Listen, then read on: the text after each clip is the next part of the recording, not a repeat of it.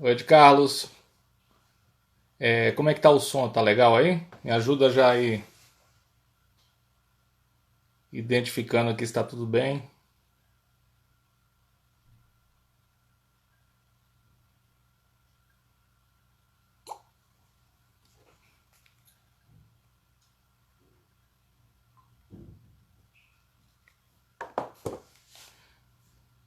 Tá joia? Que bom. Vamos esperando o pessoal entrar aí pra gente já já também o Gustavo tá entrando. E vamos aí ter uma live bem interessante hoje.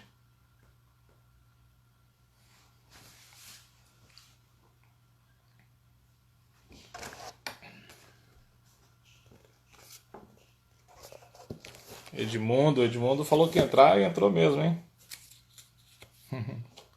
Bem-vindos. Guilherme, boa noite. Vamos só esperando mais um pouquinho e já já vamos dar início à nossa live.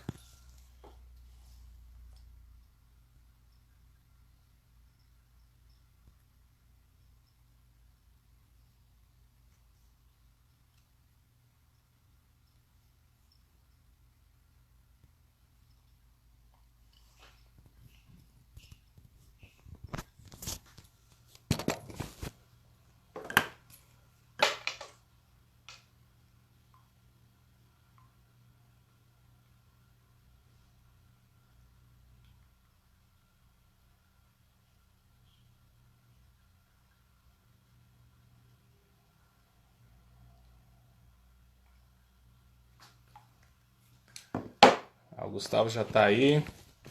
Vamos já então. Deixa eu chamar o Gustavo aqui.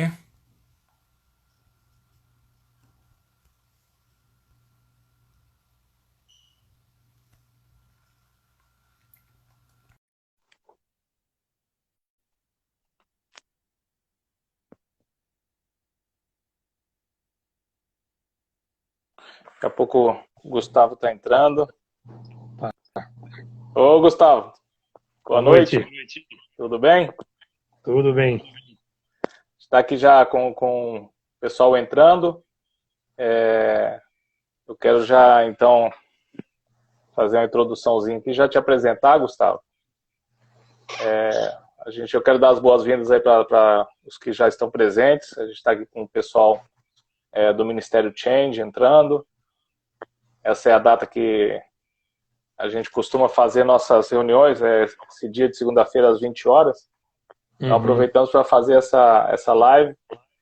O Ministério Change é um movimento de empresários, empreendedores, e o propósito é edificá-los, despertá-los e edificá-los para. Ah, minha esposa veio aqui me dar um toque para baixar um pouco a cabeça. Melhorou?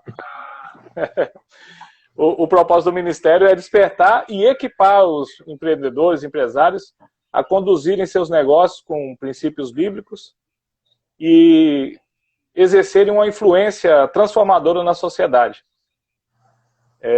Aos que não me conhecem, eu sou Saulo Souza, eu sou empresário aqui na região de Foz do Iguaçu, administrador de empresas e lidero esse movimento aqui chamado Ministério Change em Foz do Iguaçu.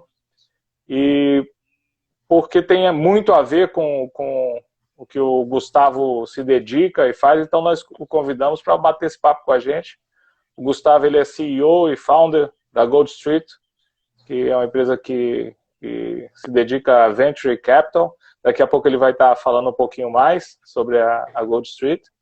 E o Gustavo eu conheci através de...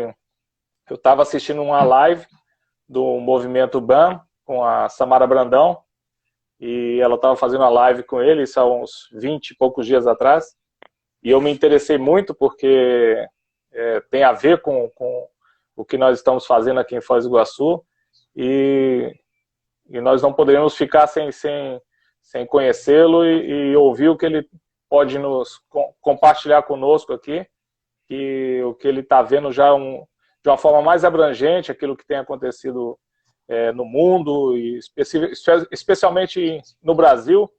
Então, eu queria passar para você agora, Gustavo, você complementar essa introdução e você já começar a falar um pouco sobre Kingdom Business, né, negócios do reino, e um pouquinho sobre o BAN, falar sobre o movimento e trazer alguns exemplos de empresas aqui no Brasil e o impacto que está trazendo para a sociedade, para essa geração. Beleza, vamos lá. Bom, prazer enorme estar contigo aqui, Sal. Obrigado pelo convite e obrigado por me permitir cumprir minha missão, que é proclamar sobre Pan Kingdom Business. Né? A gente tem feito isso já há algum tempo. Eu, minha esposa, né? Eu sou casado com a Clarissa, tenho 2 filhos. Como você falou, eu sou o CEO e founder da Gold Street Venture Capital, é um fundo de investimento em negócios com propósito, né? Então negócios Kingdom Business ou BAN. Quando a gente montou esse negócio, descobrimos que era o primeiro da América Latina, não existia um fundo semelhante na América Latina, e isso foi para nós uma grande satisfação e um grande medo também de entrar com um projeto altamente inovador no Brasil, na América do Sul, e aí estamos caminhando desde 2019, já com o projeto funcionando, com o fundo aberto, em fase de captação de recursos, né? Temos já empresas para investir, inclusive vi que entrou o Antônio Amorim, que é o CEO da Luca Machine, uma das empresas que a gente já estudou para investimento e estamos prestes a fazer investimento com eles. Então tem sido uma vida aí dedicada a fazer o Kingdom Business, né? A estar dentro do Kingdom Business e também proclamar sobre isso, né? O Kingdom Business, o BAN, né? O Business as Mission, o negócio com missão, isso não é de agora que começou, né? Nos primórdios era usado muitos negócios para levar o evangelho. Paulo era um empresário, um profissional, ele fazia tendas, né? E ele, então, quando se encontrou com Priscila e Áquila, eles fundaram 3 igrejas através dessa profissão dele de fazedores de tenda, né? 3 importantes igrejas eles fundaram. E desde então, o negócio tem levado o evangelho para várias partes do mundo, né?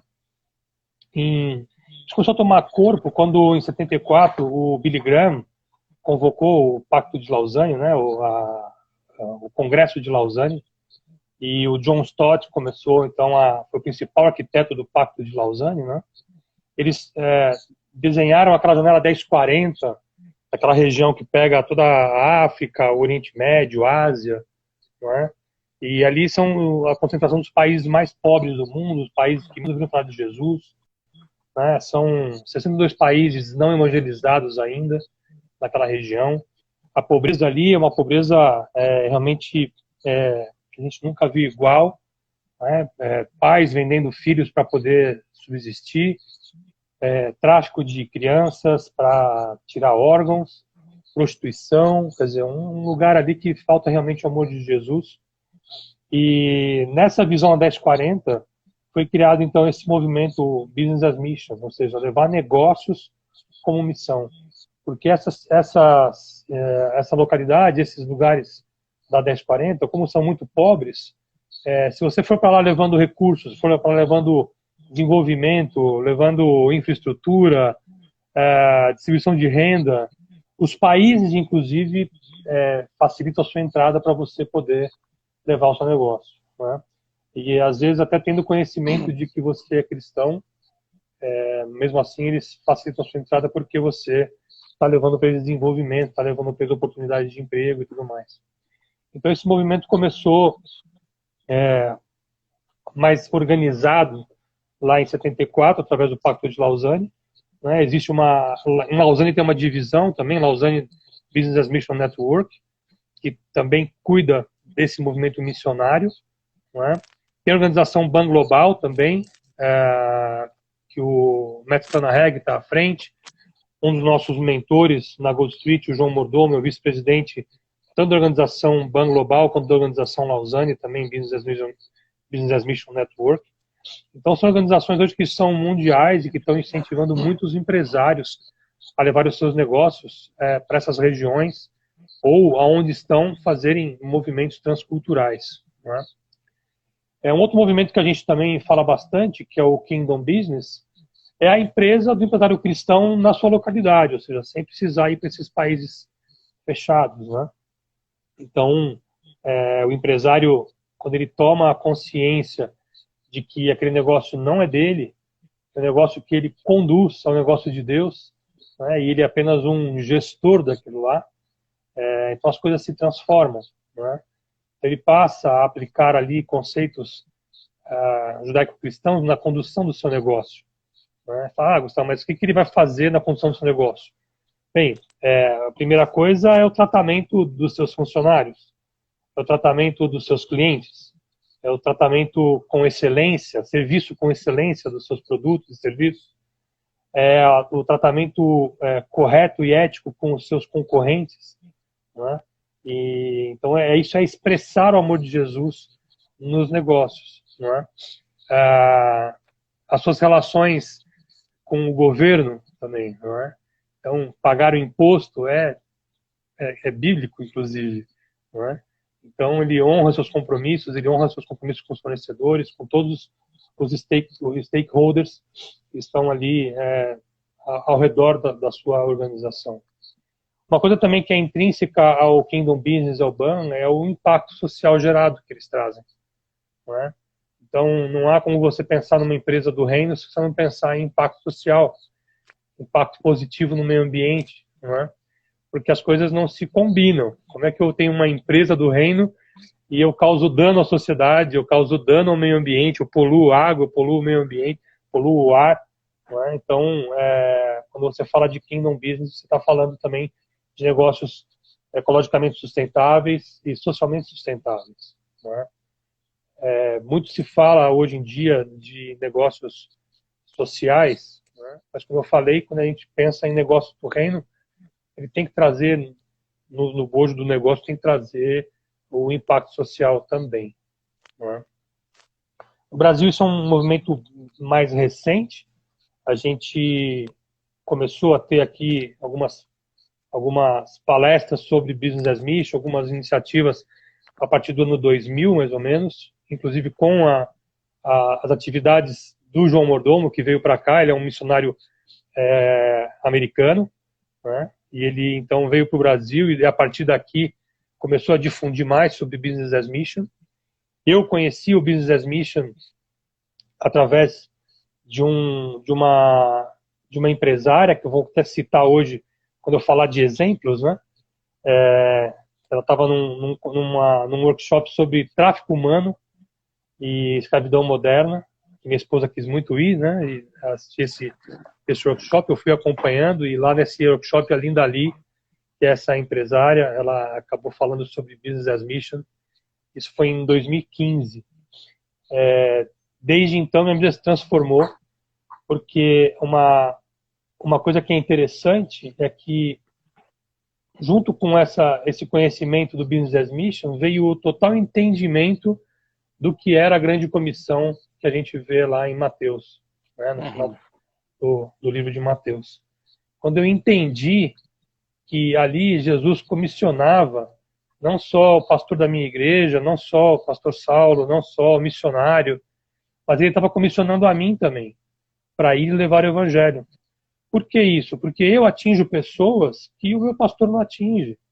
Eu falo com empresários, com pessoas do meio executivo aí de negócios, que o meu pastor não tem, ele não tem acesso a isso. Então essa missão foi dada a mim, né? Foi dada a você, foi dada a todos nós.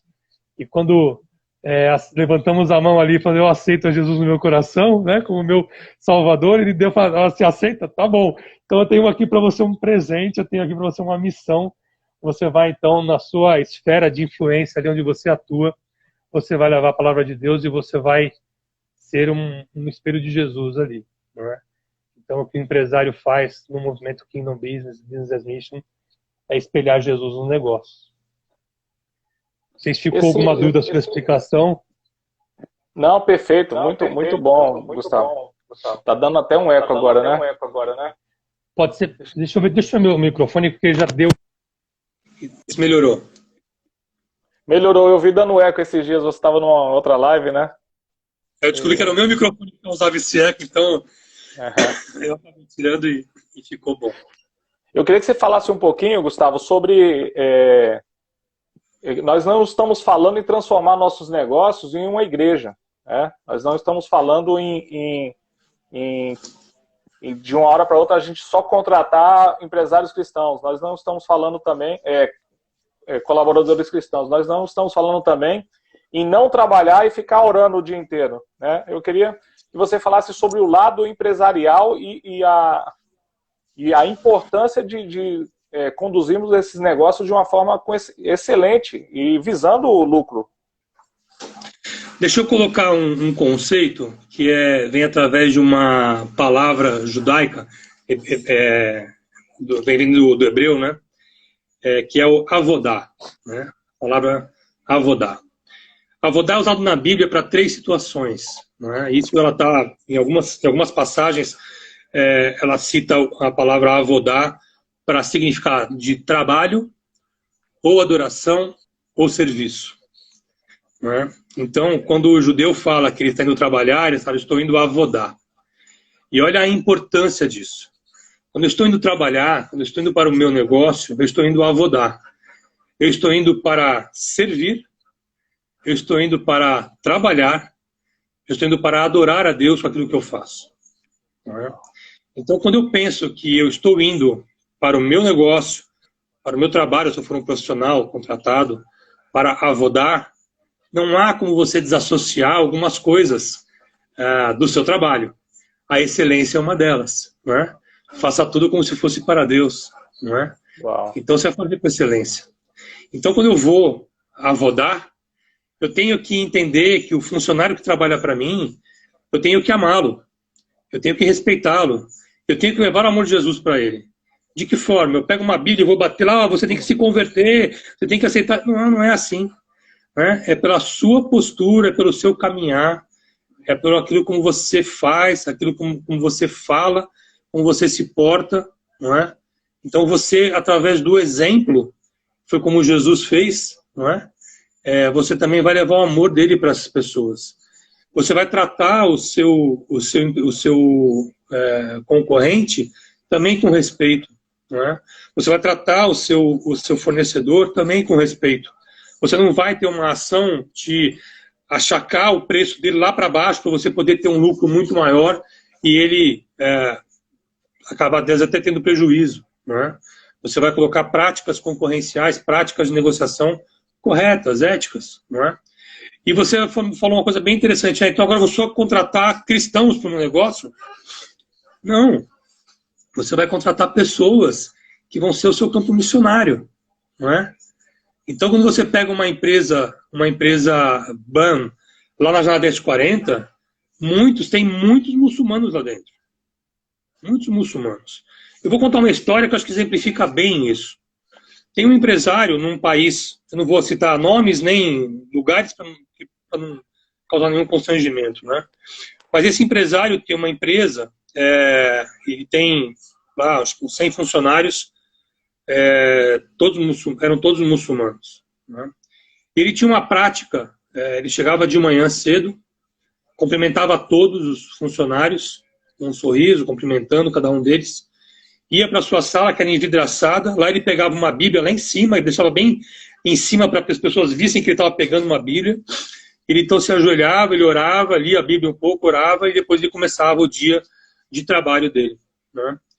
Um certo dia ele chegou e tinha uma funcionária com um semblante meio pesado, triste, né? Ele chegou e falou: fulana, aconteceu alguma coisa? Eu posso te ajudar? Ela falou: não, estou com um problema em casa. Ele perguntou: eu posso orar por você? E ela era muçulmana. Ele falou: não. Ela falou: não, obrigado, né? Aí ele falou: olha, eu vou lá para o meu escritório, né? Eu faço todos os dias, eu vou colocar você nas minhas orações. Então ele foi para lá e fez o mesmo ritual dele de pegar a Bíblia e orar, e orou por ela. No dia seguinte, a mesma coisa, ele chegou comendo as pessoas e chegou na mesa dela, ela com aquela cara triste ainda, ele perguntou mais uma vez: fulana, não resolveu o seu problema? Ela falou, não, não resolveu. Aí ele falou, posso orar por você? Ela falou, tudo bem, se você quiser orar, você pode orar. E ele então ali orou por ela, pela família, para que Deus resolvesse esse problema.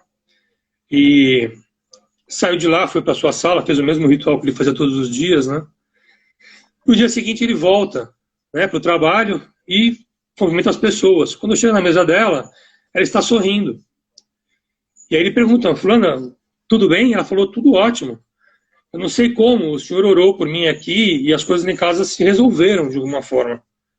Foi uma coisa bem inacreditável que isso aconteceu, né? E me fala mais desse Jesus que o senhor orou. E ele então teve a oportunidade de falar de Jesus para ela. Ele não forçou nada.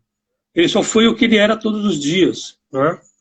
A partir dali, isso foi alguns anos de trabalho que ele tinha ali, não havia nenhuma conversão na empresa, né? Depois desse dia, ela se converteu e 80% da empresa se converteu naquele primeiro ano, depois desse fato, né? Então, Deus fez um trabalho ali de realmente tocar as pessoas e a partir dela, contando a sua experiência para os colegas aí de trabalho, um a um foi se convertendo e no final de um ano tinha 80% convertido. E o que é interessante dizer também é que quando um muçulmano se converte, ele e a família dele se convertem, não é? Porque ou ele se converte a família toda, ou ele sai da família, não é? Então teve uma repercussão naquela empresa, naquelas famílias muito grande, não é? Então, ou seja, esse é o trabalho do empresário cristão. Ele leva o amor de Jesus nos seus atos, né? No seu dia a dia, no lidar com as pessoas, no tratar com respeito, no servir com excelência, porque ele está indo a Vodá. Uau, que essa palavra define bastante tudo que o trabalho para a gente significa, né? Porque a palavra trabalho, você relembrou esses dias numa live que eu estava assistindo e eu já sabia, mas a palavra trabalho que nós usamos aqui, ela vem do latim. Qual que é a origem? É tripalium, que é um instrumento de tortura. Uau. Né, da antiguidade. E a derivação de trabalho vem desse tripalium, né? E inclusive vem de uma interpretação errada da Bíblia, que diz que trabalho foi uma forma de castigo para Adão quando ele pecou, não é?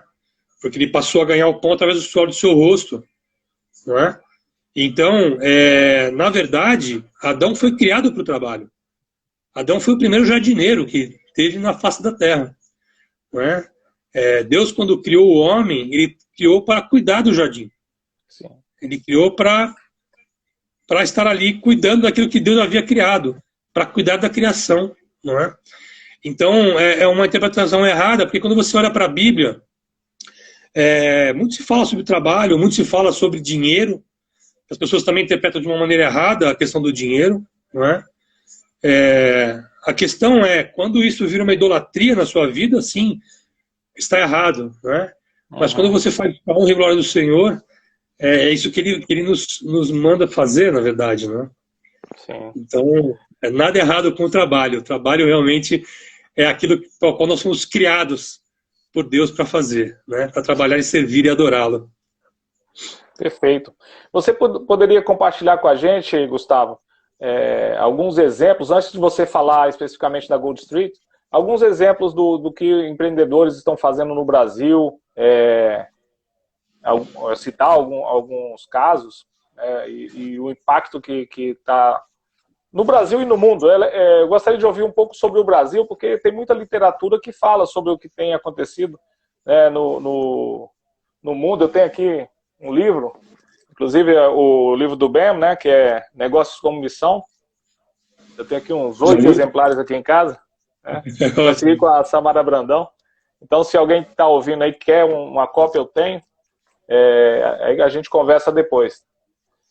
Eu queria que você compartilhasse com a gente aí um pouquinho sobre esse tema.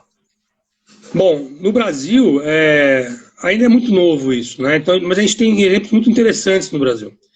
Quando a gente fala de Kingdom Business, a gente tem empresas grandes, inclusive, que atuam dessa maneira do Kingdom Business, né? Aí perto de você, em Curitiba, tem a Exal, por exemplo, do empresário Roberto Costa. É uma empresa que Exal quer dizer excelência em alimentação, né? Então, ele é um empresário cristão que conduz o seu negócio como um negócio do reino. Então, ele realmente trabalha servindo refeições de excelente qualidade, são refeições industriais para as empresas, né? Ele trabalha com muita qualidade, com muita honestidade na sua concorrência, né? Muito respeito com os funcionários que ele tem. Então, é uma empresa que tem crescido bastante. Roberto Costa realmente é um exemplo de empresário, né? Depois, se você quiser entrar no site deles, é Exal. Tem uma empresa de cosméticos em Belo Horizonte, que é a Mutari. A Mutari é a quarta empresa hoje no país de produtos de beleza, né, de cosméticos. E a Mutari é um ban, na verdade, nem um Kingdom Business, ele é um ban, porque eles também vendem para fora do país e estão atuando lá no Oriente Médio, né? O empresário é o Olindo Batistelli. Desculpa, Olindo Batistelli. É um grande cara, o Olindo, e ele é uma pessoa assim que conduz a empresa de uma maneira impressionante, né? Pra você ter uma ideia, todo mundo que entra na empresa dele não sai sem uma oração, né? Então eles, com todo mundo que eles entram ali na empresa, acabam recebendo uma oração, seja de um funcionário, seja até com o próprio Olindo, não é? Então, e interessante porque ele respeita os indivíduos, né? Ele contou uma história uma vez que ele estava fazendo uma negociação com um pessoal que era árabe e chegou o horário da oração deles e ele cedeu a sala dele para que aquele empresário árabe fizesse a oração dele, não é? Então, assim, ele não... E até ele ficou impressionado, esse empresário, porque ele falou, poxa, mas você é cristão e você vai deixar com que eu faça aqui na sua sala, né? E ele falou, ó, lógico, né? Você pode usar a minha sala aqui, pode fazer sua oração, eu vou estar aqui fora aguardando você, né? Então, quer dizer, ele começa a mostrar já logo de saída que tem ali um respeito e um amor para aquela pessoa. Né? E tem a oportunidade, inclusive, de orar por ele também depois. É uma história que é um pouco longa e tem consequências. Né? Tem também, mesmo em BH, tem a Transpass, que é do Sandro Gonzalez. É uma empresa de transportes, também uma empresa maravilhosa.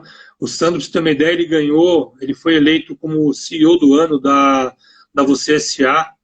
Também foi listado na Forbes como um CEO referência no Brasil, não é? Pelo trabalho que ele desenvolve ali, de respeito à comunidade, de respeito aos caminhoneiros, inclusive. Né? Como ele trata os caminhoneiros, que é uma profissão difícil, né? Mas ele trata não o caminhoneiro, mas a família do caminhoneiro. Ele dá assistência para a família enquanto o caminhoneiro está fora viajando. Ele viaja sabendo que a família está sendo cuidada, né? Então ele proporciona esse cuidado com a família do caminhoneiro, e isso é mostrar o amor de Jesus. Né? E assim, tem outra empresa bilionária aqui no interior de São Paulo, que é o Grupo Jacto, da família Nishimura. Também é uma empresa que vem impactando a sociedade ali, de Pompeia, que é a cidade que eles estão, Marília, toda a região ali, são altamente impactados pelas ações que a Jacto promove.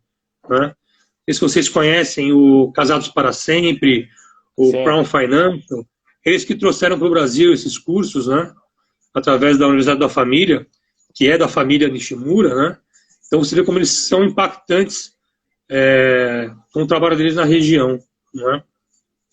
E aí você pega empresas BAN, né, empresas que realmente têm a sua missão como BAN. Aqui em São Paulo temos uma confecção chamada 1212, se remete a Paulo 1212, né? Desculpa, Romanos 1212, Paulo que escreveu. E eles são uma confecção, né? Ela começou com uma ponta do processo de costura, que era o acabamento, que era um processo assim, que se pagava muito pouco, inclusive, né?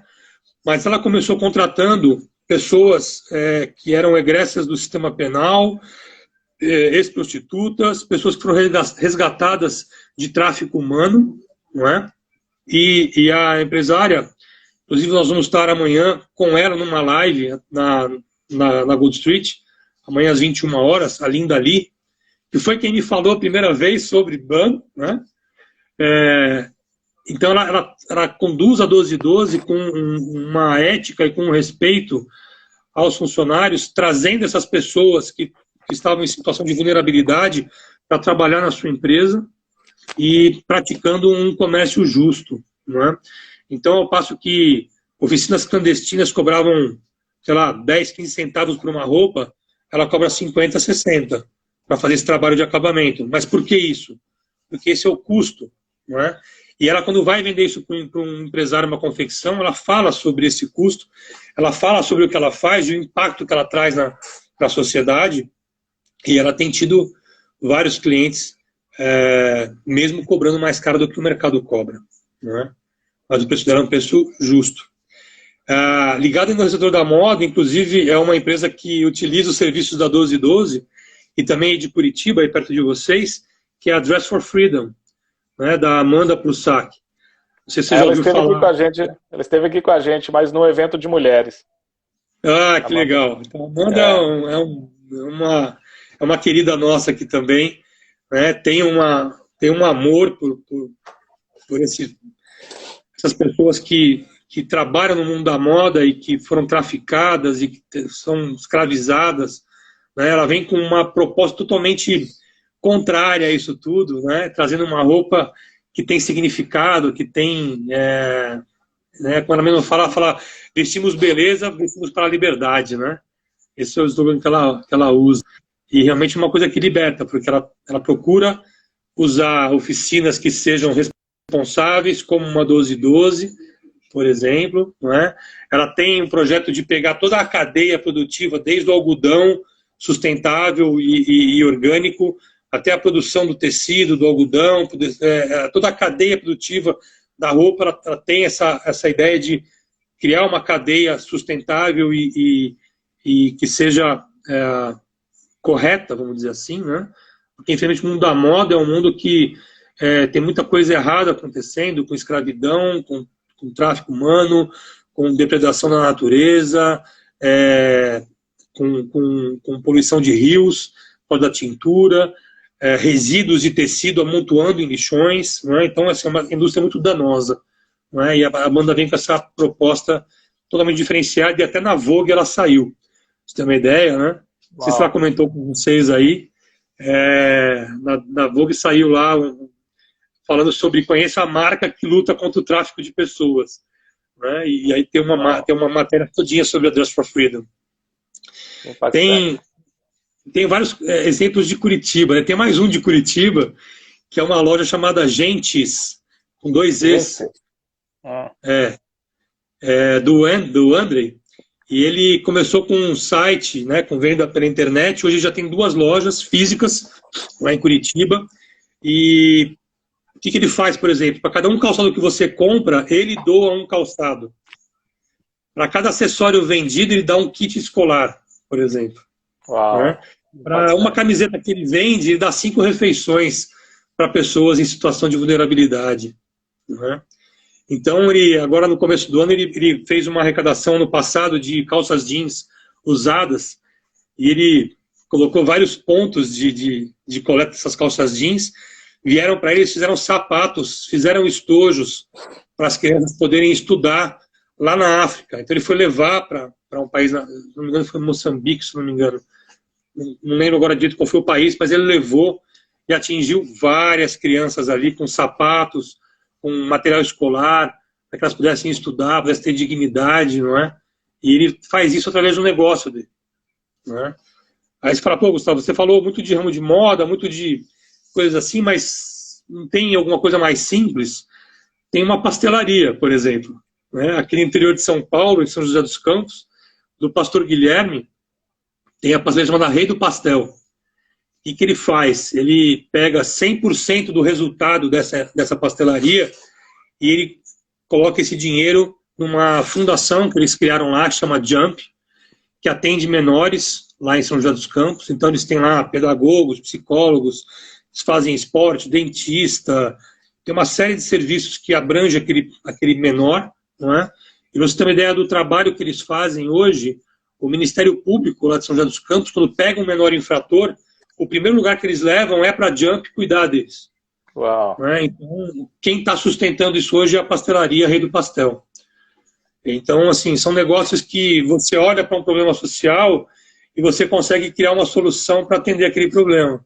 Né? Então, a Amanda olhou para um problema do mundo da moda e ela criou a Dress for Freedom. A Linda olhou para o mundo da moda também, mas na área de costura, e viu que ali tinha escravidão e tinha coisas erradas, ela montou a 1212 no modelo que Jesus faria, não é? Um modelo sustentável também. E assim é conduzida todas as empresas que eu te falei, todas elas têm essa mesma linha de condução dos negócios, não é? Vou dar mais um exemplo, aqui em São Paulo tem a Open Taste, da Joana, né? Joana é uma refugiada da Síria. Ela veio para o Brasil e ela montou a Open Taste, que tem ensinado outros refugiados aqui no Brasil, de várias nacionalidades, a cozinhar e a poder montar os seus próprios restaurantes. Não é? Então, através da ajuda da Joana, ela esteve, inclusive, passou uma reportagem dela no SPTV, que é o jornal da Globo aqui, do meio-dia, né?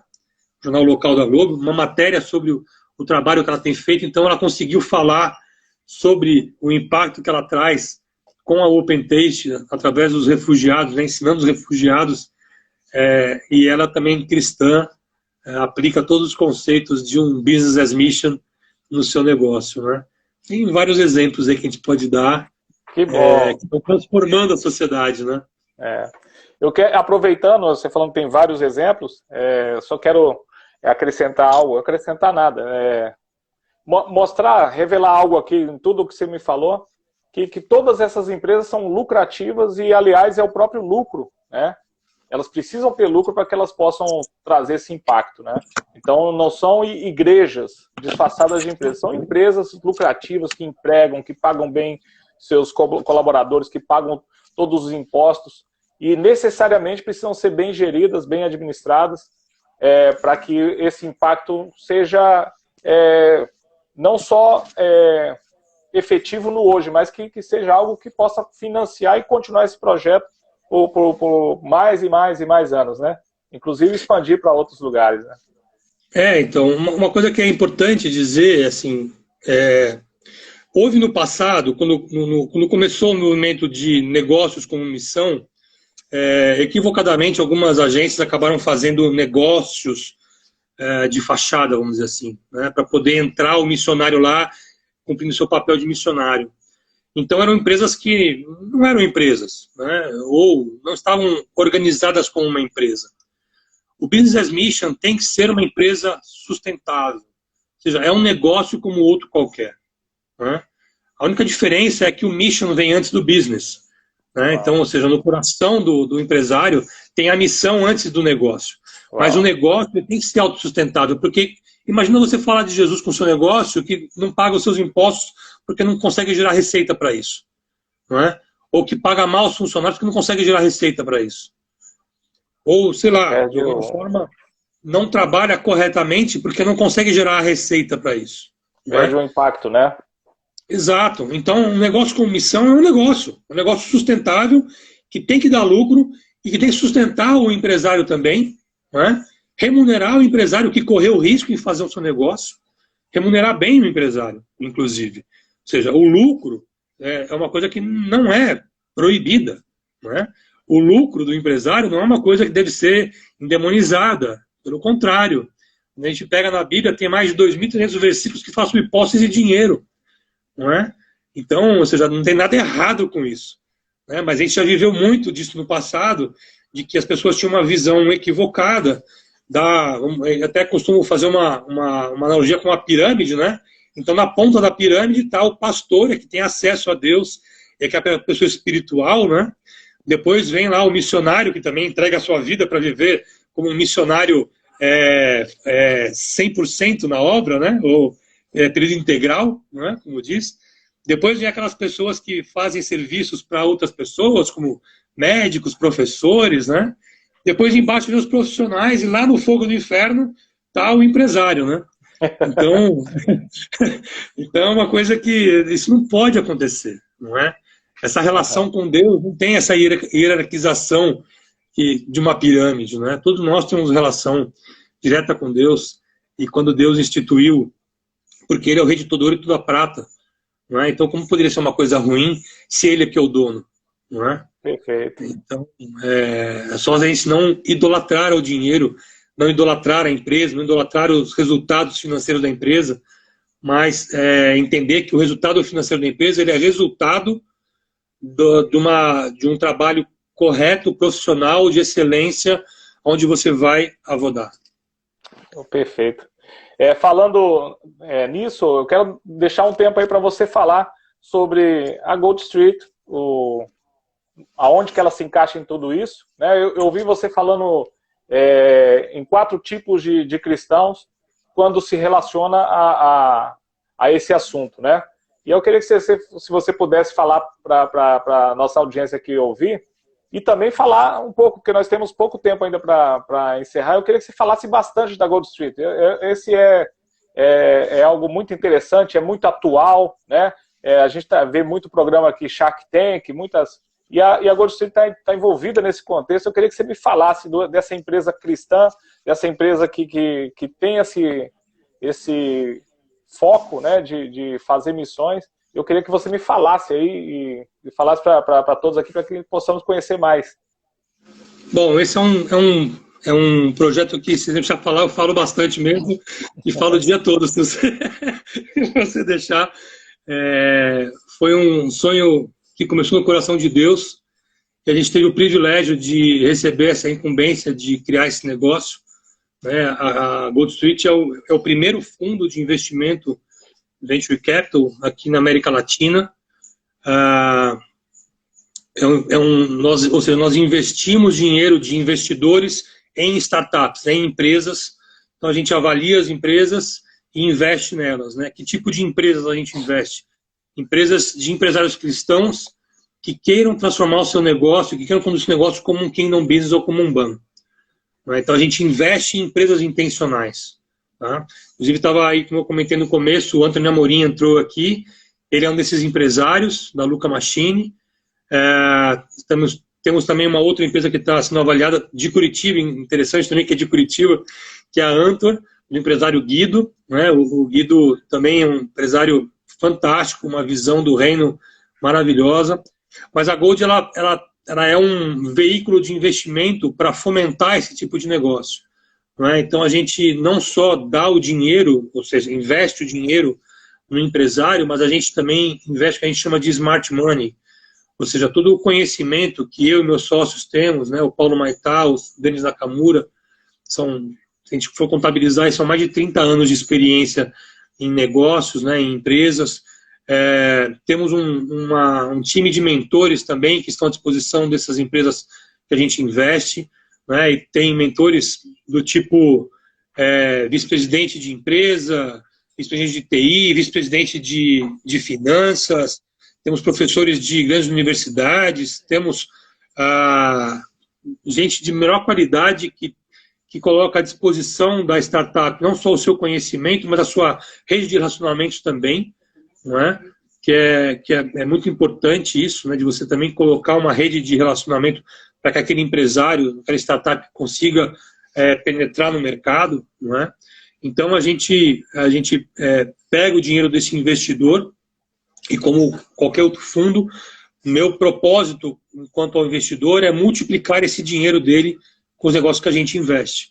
Então eu pego esse dinheiro, coloco num fundo que a gente tem, esse fundo investe nas empresas, não é? E então eu vou acompanhando e fazendo com que elas cresçam. Depois de um certo período, de 3 a 4 anos, 5 anos, a gente faz o desinvestimento.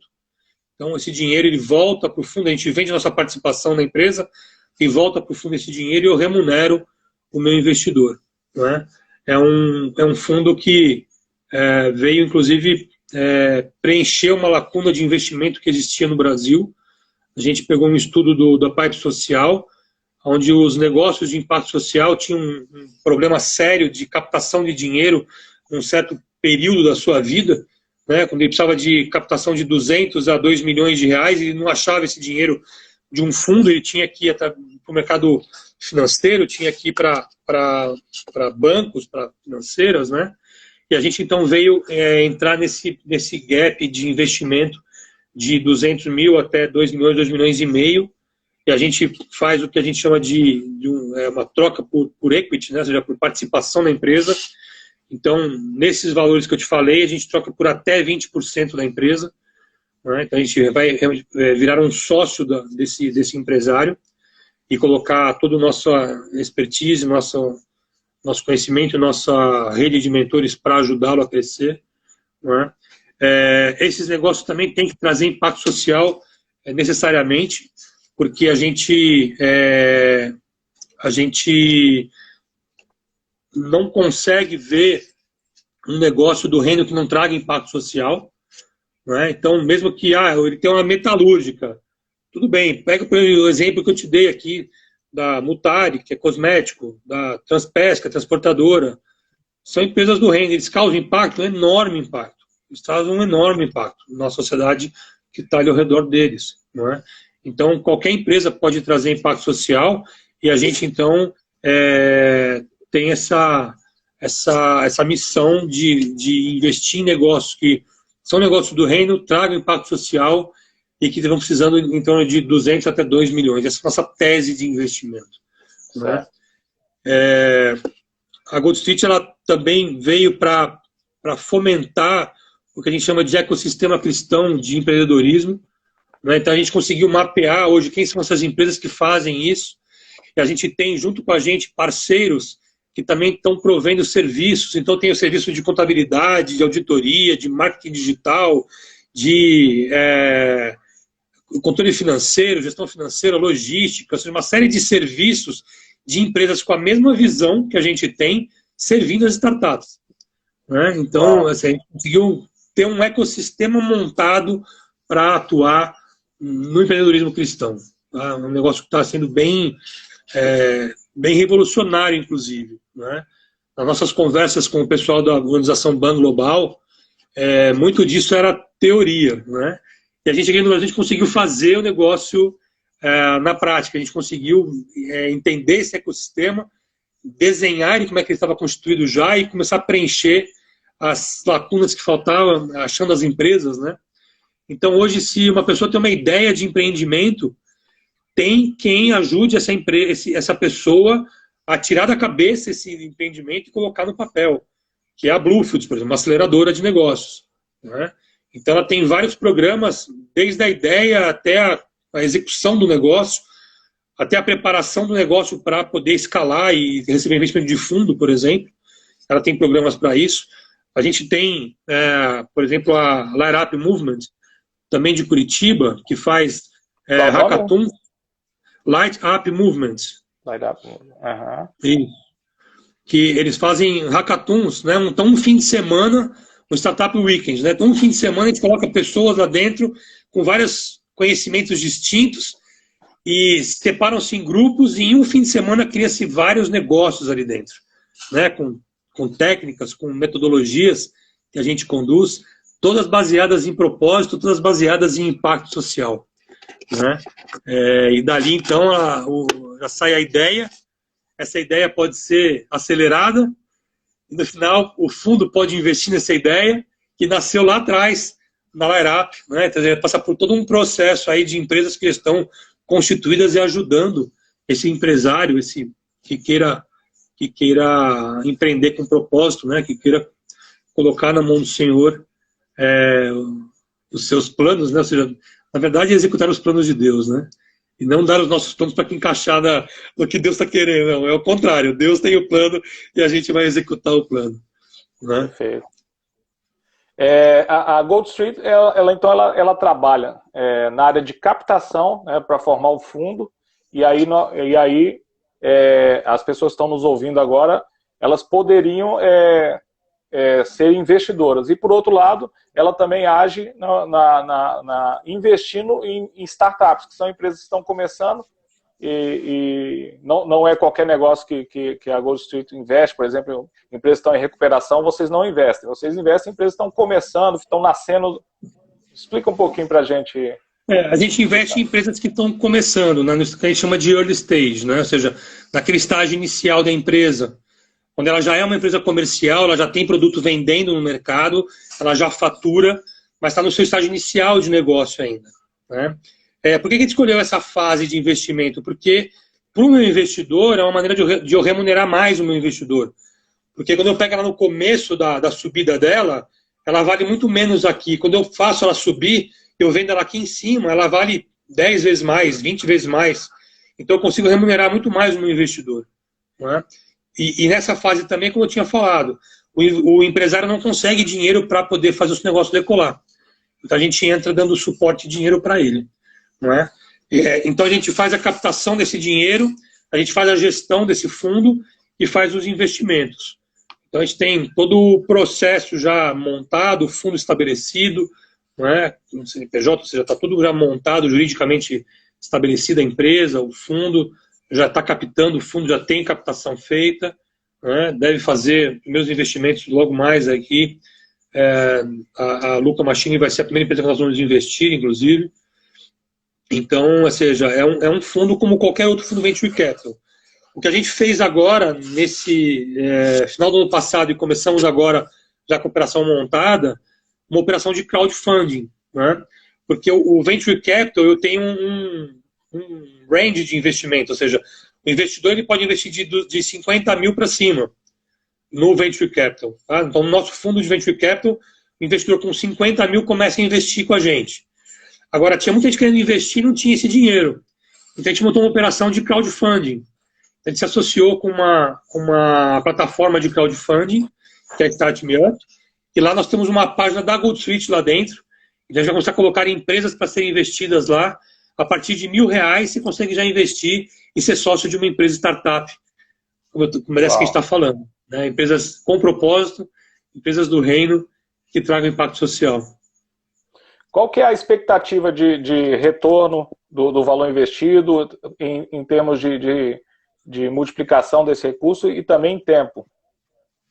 Tá. É um investimento de longo prazo, médio a longo prazo. Ele vai de 5 a 8 anos o investimento. Por quê? Porque eu vou adquirir parte da empresa, vou fazê-la crescer e vou vender parte da empresa.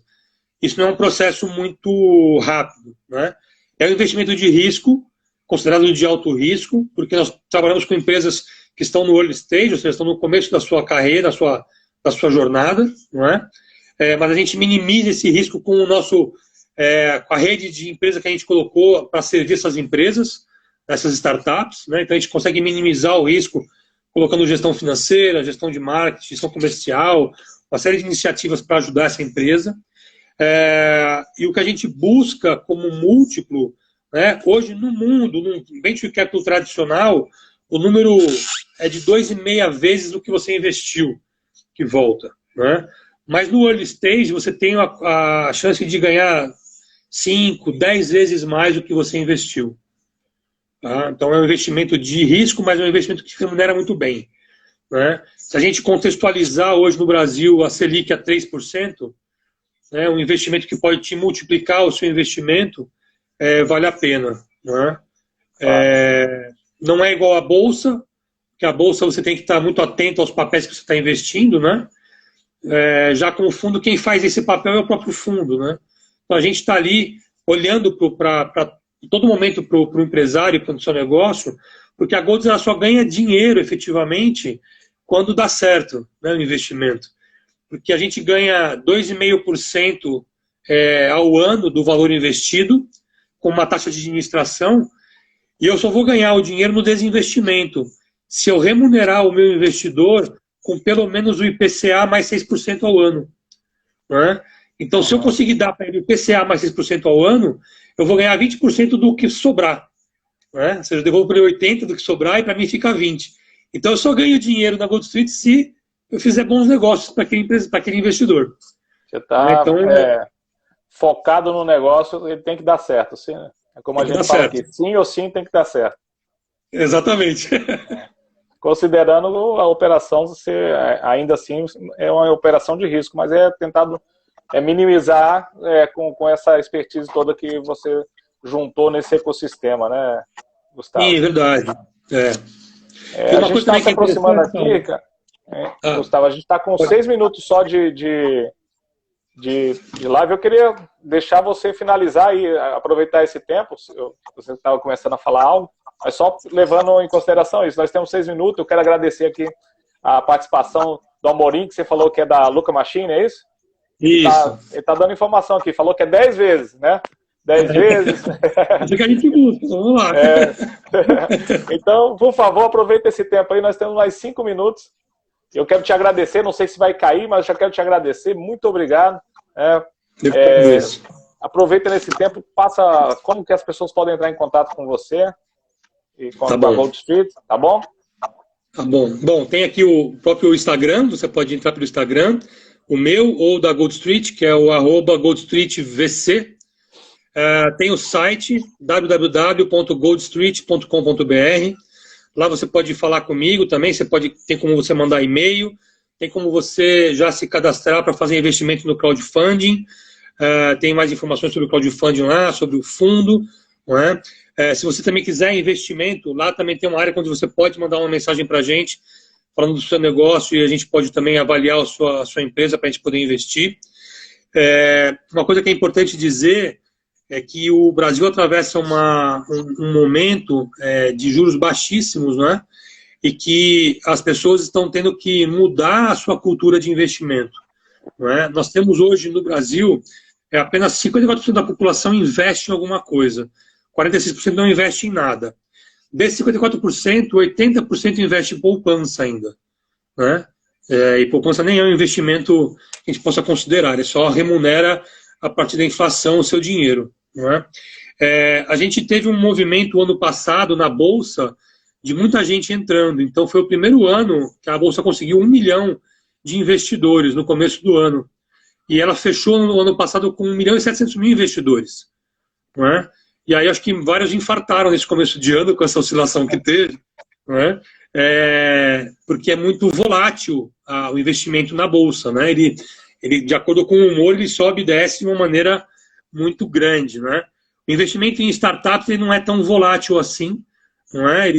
Porque seria um investimento de mais longo prazo, então ele é um investimento que te proporciona não ter essas perdas grandes nesse meio do caminho, pela variação da economia, até porque a gente também fica muito próximo do empresário. A gente pode, no momento, pivotar o negócio dele, ou seja, mudar o rumo do negócio dele, né, em algum momento. Mas é um negócio que tem sido muito promissor. Né? No crowdfunding também pode ser que abra o mercado secundário o ano que vem, ou seja, que você poder investir nessas empresas, mas poder vender os papéis dela num segundo momento, como faz a Bolsa. Né? Então fica bem mais líquido o investimento. Então é um investimento que, embora seja de risco, ele traz toda a contrapartida do risco, que é a remuneração elevada. Não é?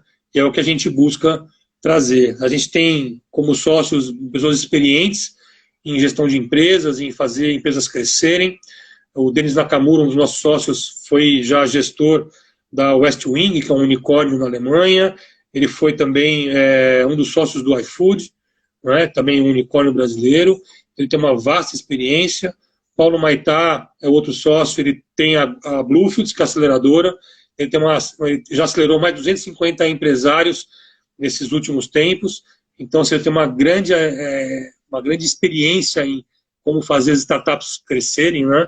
Então, a gente se cercou de pessoas competentes, né, que entendem o que é o Avodar, né? Empresas também, parceiras que também entendem, têm a mesma visão que a gente, para poder servir com excelência e fazer um investimento aí que seja bom para o nosso investidor. Tá bom? Mais uma vez, obrigado, Saulo, pela oportunidade de poder estar aqui contigo. Eu fico à disposição de vocês também. Precisando de mais alguma coisa, pode contar com a gente. Essa, como eu falei no começo da conversa, é a nossa missão. Né? Obrigado por me permitir cumprir a missão. Junto com a Gold Street, que Deus nos deu, ele me falou que eu deveria trabalhar nessa missão de fazer com que os empresários cristãos entendessem que o negócio